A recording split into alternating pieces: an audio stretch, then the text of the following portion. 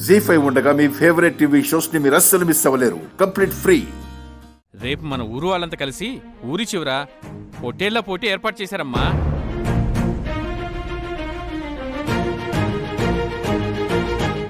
ఆ పోటీకి మా కాంతమత్తని ముఖ్య అతిథిగా పిలవడానికి వచ్చారు, అంతే కదా? కరెక్ట్ గా చెప్పావమ్మా. నువ్వు చెప్పింది బానే ఉందయ్యా. ఆ పోటీలకి మా కాంతమ్మ గారు వస్తే మాకేంటి లాభం? లాభమా? అవును, మా పోతురాజు అడిగింది కరెక్టే. ఆ పోటీలకొస్తే మాకేంటి లాభం? వస్తే లాభం ఉండదమ్మా, పోటీలో గెలిస్తే లాభం ఉంటుంది. ఆ పోటీల్లో గెలిస్తే మాకేం లాభం ఉంది? ఏం లాభం అంటారేంటమ్మా, ప్రతి ఏడాది మన ఊర్లో జరిగే పొట్టేళ్ల పోటీలో ఎంతోమంది ఉత్సాహంగా పాల్గొంటారమ్మా. తమకి నచ్చిన పొట్టేళ్ల మీద వాళ్ళు పందెం కడతారు.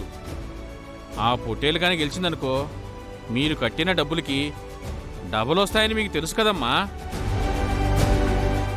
అంటే మేము ₹1,00,000 పెడితే 1,00,000 వస్తుందా? అవును రవి, నువ్వు వేరే స్టేట్లో చదివావు కాబట్టి ఈ పోటీల గురించి నీకు అంత ఐడియా లేదు. చిట్టమ్మకేమో స్వీట్లు చేసుకోవడం, పాలు పితుక్కోవడం తప్ప దానికి వేరే పనే లేదు. కాబట్టి తనకు కూడా తెలిసే అవకాశం లేదు. ఈ పొట్టేళ్ల పోటీల్లో నేను చాలాసార్లు పందెం కట్టాను, ₹1,00,000 గెలిచాను.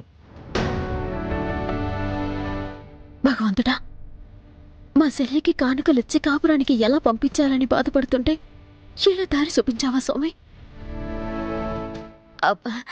అనియా, నాకు నచ్చిన పొట్టేల మీద 10 లక్షల పందెం కట్టామనుకో, ఆ 10 లక్షలకి ఇంకో 10 లక్షలు ఎక్కువిచ్చేస్తారా?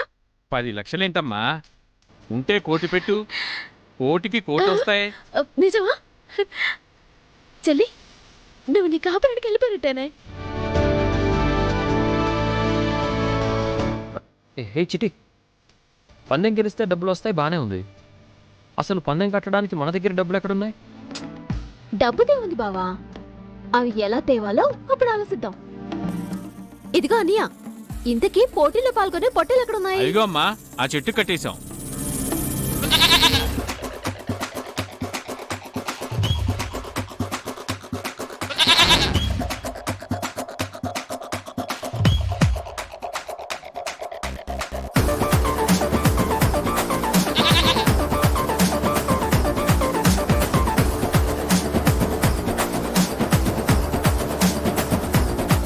పొట్టేళ్లు భలే బలంగా ఉన్నాయే.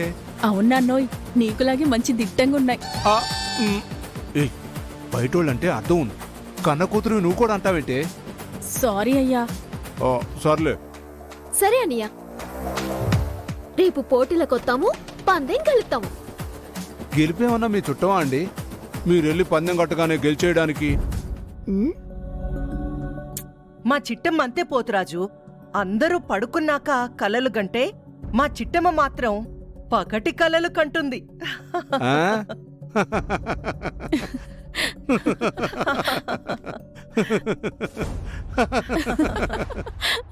కాంతమత్త,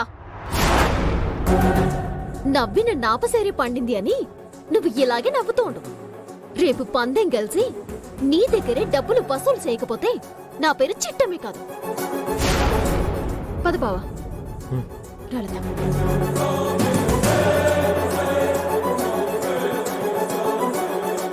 సరే కాంతమ్మ గారు, మీ రాక కోసం రేపు పొట్టేళ్ళ దగ్గర మేము ఎదురు చూస్తూ ఉంటాం. వస్తామమ్మా? అలాగే అలాగే.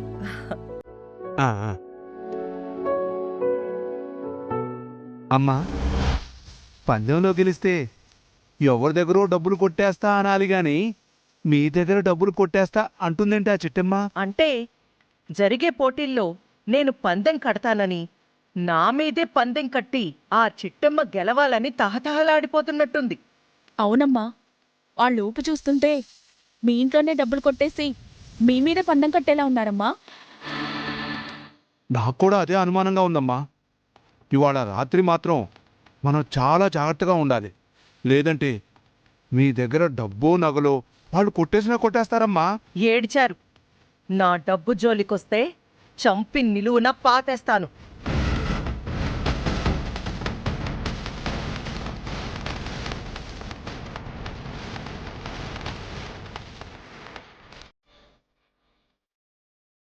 చింతామణి, ఆ చిట్టమ్మ డబ్బులు కొట్టేస్తుందో లేదో కానీ దాని పేరు మీద మనం కొట్టేస్తే ఎలా ఉంటది?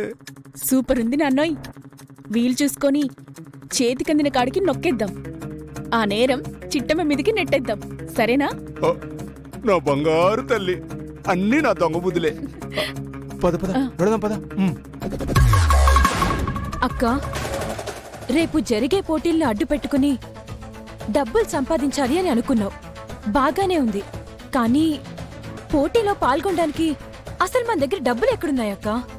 అవును చిట్టమ్మా, నువ్వు అనవసరంగా తొందరపడుతున్నావేమో అనిపిస్తుంది. మనం తినడానికే మా అమ్మ మీద ఆధారపడుతున్నాం. ఈ పోటీల్లో పాల్గొనడానికి డబ్బెలా వస్తుంది చెప్పు? బావా, శతకోటి దరిద్రాలకి అనంతకోటి ఉపాయాలు అని మనసు పెట్టి ఆలోచిస్తే మన సమస్య పెద్ద సమస్య ఏంటి బావా? కరెక్టే చిట్టమ్మా.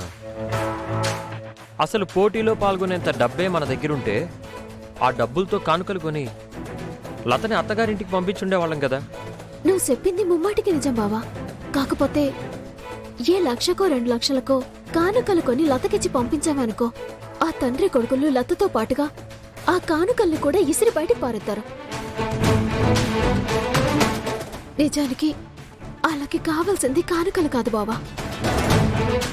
మా లత కళ్ళల్లో కన్నీళ్లు కావాలి. మా బాబాయ్ వాళ్ళ కాళ్ళట్టుకోవడం కావాలి. అలా జరగకూడదంటే, వాళ్ళ నోళ్లు మూయించాలి అంటే, వాళ్ళు ఊహించినంత కానుకలు ఇత్తేనే వాళ్ళ నోళ్లు మూతలు పడతాయి. లేదంటే మనల్ని తిట్టడానికి, ఆడిపోసుకోవడానికి వాళ్ళ నోళ్ళెప్పుడూ తెరిసే ఉంటాయి బావా. నువ్వు చెప్పింది అర్థమేం చిట్టమ్మా.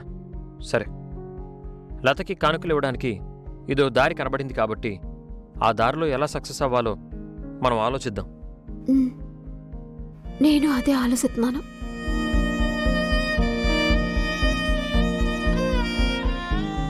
జీ5 యాప్ డౌన్లోడ్ చేసి అన్ని ఎపిసోడ్స్ పూర్తి ఉచితంగా చూడండి.